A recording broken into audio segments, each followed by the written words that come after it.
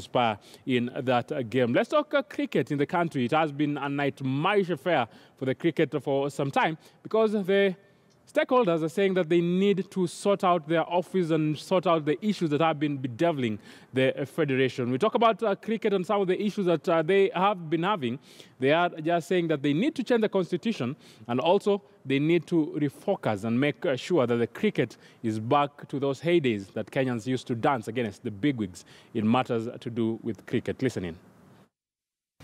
The current Cricket Kenya obtained a temporary provisional membership or registration, but since 2013 they've not implemented a new constitution that is in conformity with the Sports Act. We need to change the constitution so that it, first of all, to accommodate everybody. So once we change that, then we'll get a stakeholders meeting, which will should be able to rectify the constitution to make us have a genuine fair election, a good election which is going to reflect the will of the Kenyan cricket and Kenyan stakeholders. The leadership, they're more focused on the national team. You see, you can't focus on the national team because you need the transition period whereby you need to focus more on development rather than the national team. What we are saying as stakeholders, let's meet. Let's come up with some kind of a strategy. Let's come up with some kind of a solution. And that solution is not, it's not a solution where someone has a monopoly of ideas. We are talking about, let's talk about the governance and administration of the game. Let's talk about the development, men and women. Let's talk about the performance and excellence of our national teams. Let's talk about marketing, finance and sustainability. Yes, a lot is happening in the world of cricket, and I know you've been in the industry for a number of years. Cricket used to be a very, very huge sport in Kenya, but now, yes, we saw what the under-19 team did because they qualified for the World Cup, but I think a lot needs to be done to take Kenya back to those days. Certainly, as one gentleman put it there, we have focused too much on the national team, hence perhaps the good performance there from the under-19s, but forgotten about the grassroots game, which is rather ironical because under-19 is closer to grassroots, perhaps, than it is closer to the senior national team, but maybe not. Then, of course, the Kenya Constitution 2010 ushered in an era of reform in so much of our national psyche. The gentlemen interviewed there are speaking of changing the constitution of how the Cricket Federation actually is constituted right now, and having a more modern, in sync kind of template that would steer us going forward. That's a decent way to look at it. But you'll realize that we did not have women in that clip there. What's the women's story? What's the women's angle? Are we going to develop sport, even if it is cricket, without involving women? And we have a lot of talent in women, but we don't quite give them the platform that we give men when it comes to sport, and also in the constitution-making process of this federation. What does that imply? Because, yes, you're talking about the ladies, and there are no much talks about even the ladies' cricket team. Exactly. So we want to develop, we want to go forward, which is a good thing, 2 thumbs up to that.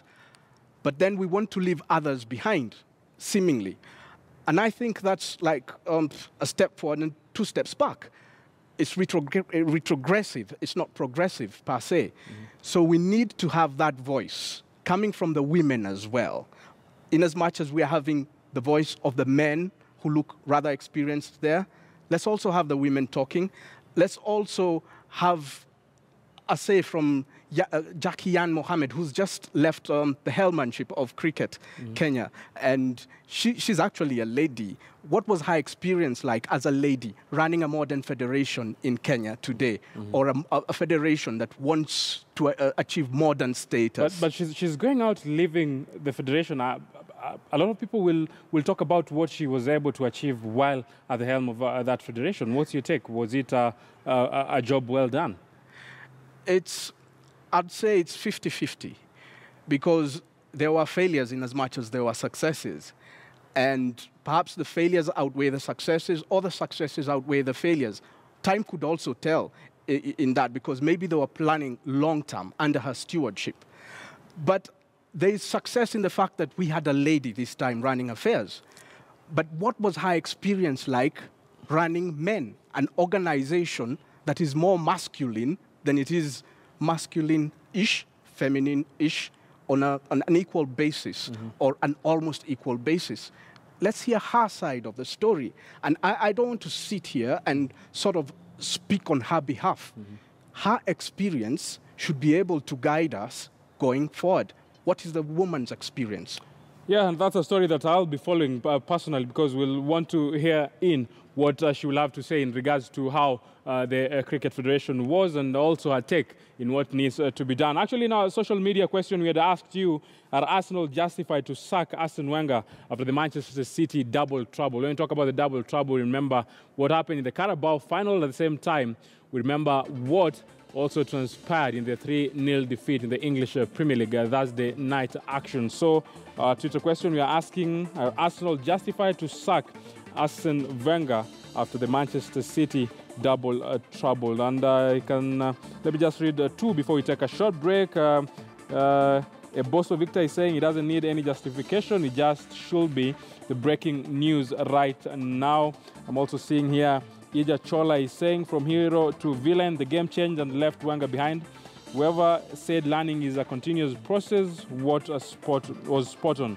Wenger failed to update his skills. Another one here, F. Buiko is saying, asking for an Arsenal fan, has Arsene Wenger been sacked? Is just trying to play with words there. Another one, John G is saying, as in that will be fun, no. Okay, so a lot of responses. We will be sampling some of them after this short break, but also after the break we have a lot that is happening in matters to the Kenyan Premier League, also some other local news making headlines in the world of sports. That and much more after this short break.